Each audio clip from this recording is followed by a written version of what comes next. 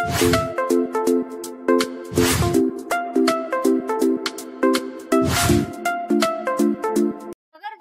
सध्या लंके आणि सेलारांची चर्चा वाढली। लंकेंनी मध्यंतरी एक पाऊल मागे घेतले, मात्र आता ते पुन्हा झेप घेत आहेत। महायुतीच्या जागावाटपात सुजय विखेंसमोर त्यांनी आव्हान उभं केलंय। सेलारांनीही लोकसभेच्या रिंगणात उडी घेत ट्विस्ट आणलाय। सलग 3 टर्म भाजपच्या या बालेकिल्ल्यात सुजय विखेंचा पराभव होऊ शकतो का, हे आपण या व्हिडिओत पाहणार आहोत। नमस्कार, मी गायत्री आणि आपण पाहतात नगरी पंच। नगरी राजकारणाचं निर्भीड आणि सडेतोड विश्लेषण। नगरचं राजकारण बेरकी, अगदीच खळखट्याक। काय होईल काय नाही याचा अंदाज शेवटपर्यंत येत नाही। दक्षिणेने अगदी स्वर्गीय तुकाराम गडाख, यशवंतराव गडाखांसारखे बाहेरचे नेते खासदार केले, तर स्वर्गीय बाळासाहेब विखे, संग्राम जगतापांसारख्या दिग्गजांचा पराभव झालाय।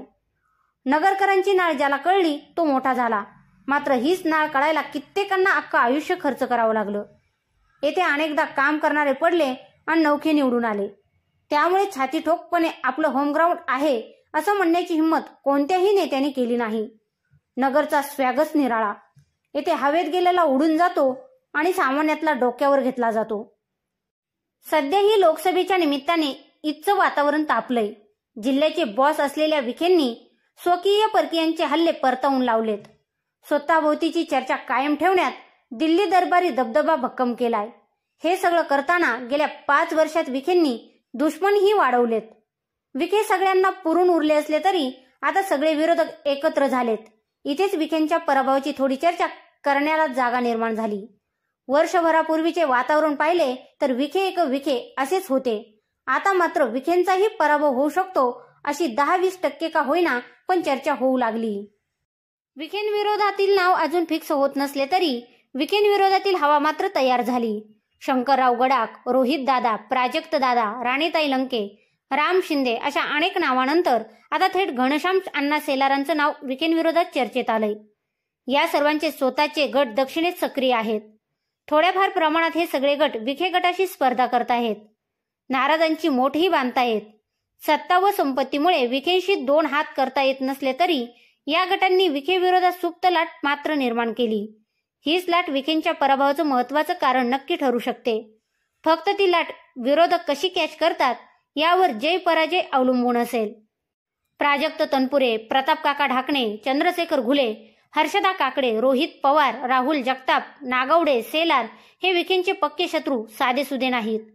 प्रत्येकांचा आपापल्या कार्यक्षेत्रात दबदबा आहे। दुसरीकडे राम शिंदे, निलेश लंके हे सत्तेतील सहकारीही विखेंवर प्रचंड नाराज आहेत। पडद्यापुढून नाही पण मागून ते नक्कीच उपद्रवी ठरू शकतात। याशिवाय बाळासाहेब थोरात, शरद पवार ही विखे विरोधातील मोठी नावे ही जिल्ह्याचं राजकारण नक्कीच बदलू शकतात। कावे प्रतिकावे गणेमिकावे करण्यास थोरात व पवार माहीर आहेत। हे सगळे विरोधक एकत्र झाले आणि विखेंना एकास एक उमेदवार देण्यास यशस्वी झाले तर विखेंचा पराभव होऊ शकतो। वरील सर्व विखे विरोधकांची नावे तुम्हा प्रेक्षकांना, जिल्ह्याला एवढेच नाही तर विखेंनाही माहीत आहेत। पण विखेंना पराभूत करणारा अजून एक मोठा गट आहे, तो अनेकांना माहीत नाही। तो सुप्त गट आहे वंचित आघाडीचा। प्रकाश आंबेडकरांचा पक्ष काल महाविकास आघाडीत सामील झाला। जिल्ह्यातील गेल्या काही निवडणुकांची आकडेवारी पाहिली तर वंचितने घेतलेल्या मताची टक्केवारी लक्षणीय आहे। प्रत्येक तालुक्यात 10-15% मते घेण्यात वंचित सक्षम आहे। हाच 5वा व सर्वात महत्वाचा शत्रू यंदा विखेंचा पराभव करण्यास कारणीभूत ठरू शकतो। नगर दक्षिणेत महाविकास आघाडीने प्रकाश आंबेडकरांच्या सभा आयोजित केल्या तर विखेंच्या पराभवाची शक्यता जास्त वाढेल। तुम्हाला हा विषय कसा वाटला आणि वंचित विखेंचा पराभव करू शकेल का हे आम्हाला कमेंट करून नक्की सांगा। तसेच चॅनलला सबस्क्राईब करून व्हिडिओला लाईक करायला विसरू नका। पडद्यामागचे असे नवीन विषय घेऊन आम्ही पुन्हा येऊ, तोपर्यंत जय श्रीराम।